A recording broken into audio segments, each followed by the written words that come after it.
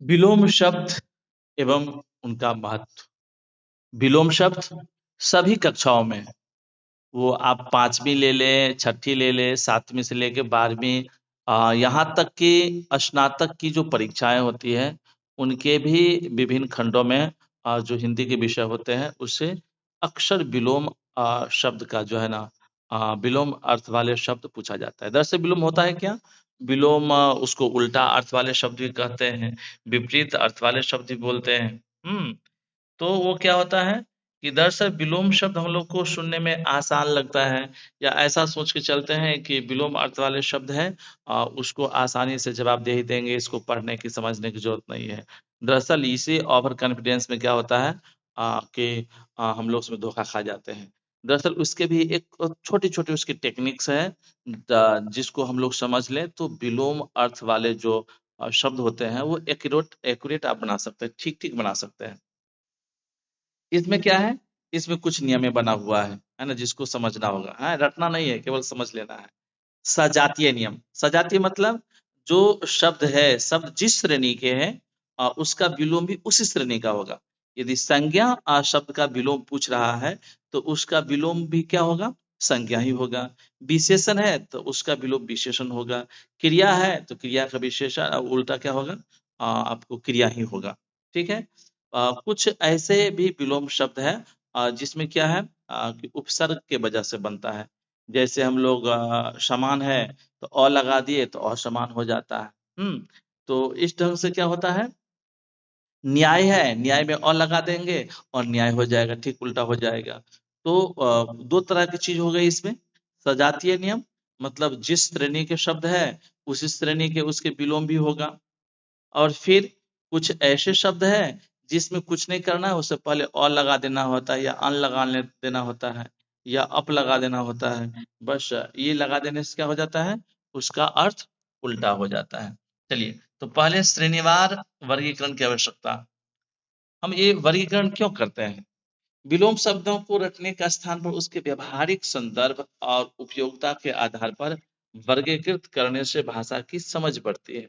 इससे क्या होती है? भाषा की समझ बढ़ेगी, है ना?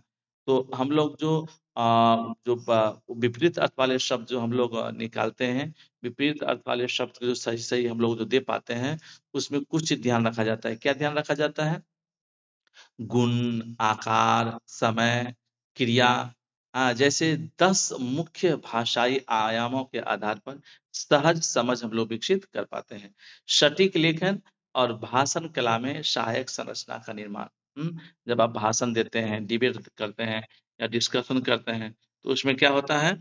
आप कई तरह के विलोम शब्दों का इस्तेमाल करते हैं। तो आपकी भाषा प्रभावपूर्ण होता है। चलिए, तो हम लोग देखते हैं शब्दों का क्या है कि वर्गीकरण के आधार पर उसका विलोम अर्थ वाले शब्द। गुण दोष के संबंधित कुछ शब्द हैं। जैसे अच्छा, तो उसका विलोम क्या होगा? बुरा। गुण, दोष, सुंदर, कुरूप, योग्य, अयोग्य, सत्य और असत्य। ये सब क्या हो गया? गुण दोष संबंधी। सत्य क्या है? गुण को बता रहा है। असत्य ठीक उसके उल्टा हो गया। योग्य क्या है? योग्यता को बता रहा है। अयोग्य क्या है? अयोग्यता को बता रहा है। तो ये गुण दोष संबंधी शब्द होता है। दूसरा क्या हो गया? आकार परिणाम। बड़ा का विलोम छोटा हो जाएगा। लंबा, छोटा। मोटा का पतला हो जाएगा।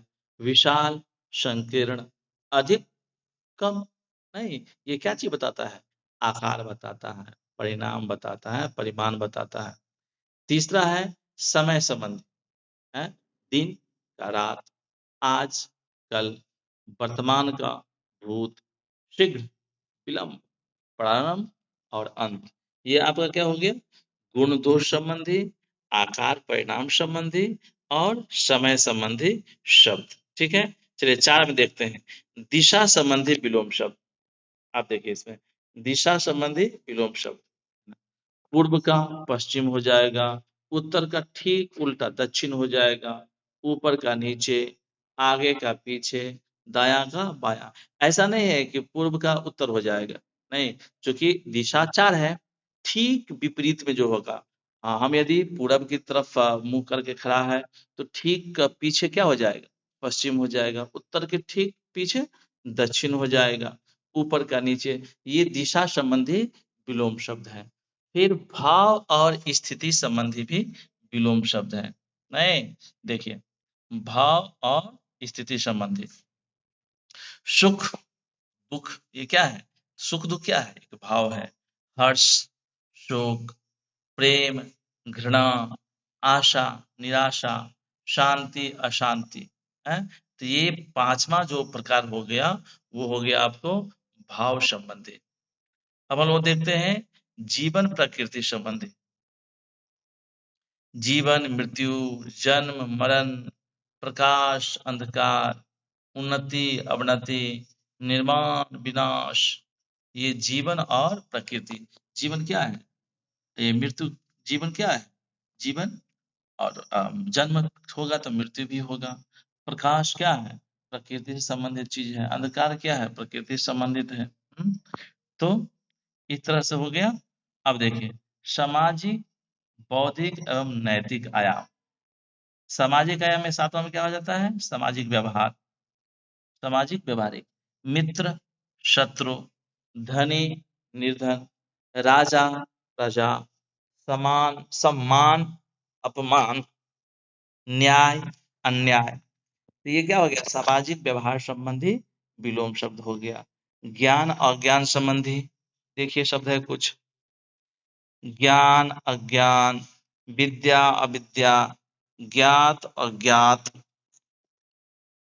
शिक्षित अशिक्षित, बुद्धिमान मूर्ख। इसी प्रकार से हम लोग देखते हैं नैतिक और धार्मिक, धर्म अधर्म, पाप पुण्य, सदाचार दुराचार, सज्जन दुर्जन, पवित्र अपवित्र। ये आपका हो गया नैतिक और धार्मिक संबंधी विलोम शब्द। अब हम लोग आगे देखते हैं इस अध्ययन का मुख्य निष्कर्ष क्या था? भाषाई संतुलन, सटीक अभिव्यक्ति, व्याकरणिक शुद्धियां आपको हो पाएगा।